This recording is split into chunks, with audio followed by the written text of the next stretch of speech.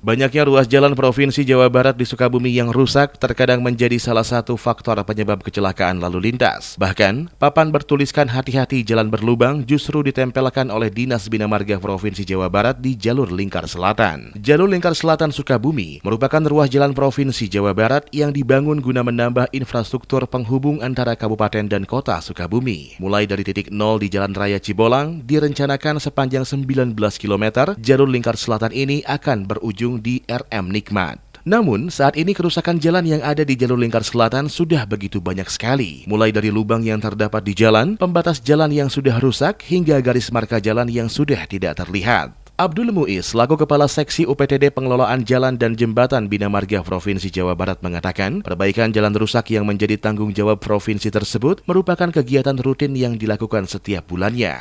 Dirinya mengatakan, saat ini memang terkendala terkait efisiensi anggaran untuk penanganan pandemi COVID-19 yang terdapat di Provinsi Jawa Barat. Selaku penanggung jawab pemeliharaan jalan dan jembatan, dirinya mengatakan akan selalu berupaya memperbaiki kerusakan yang ada. Namun memang saat ini kondisi kerusakan memang sudah melebihi anggaran pembenahan yang ditetapkan.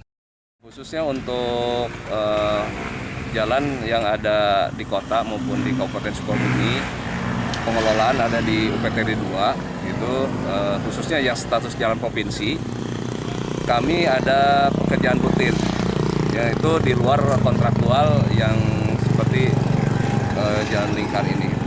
Di mana pekerjaan rutin ini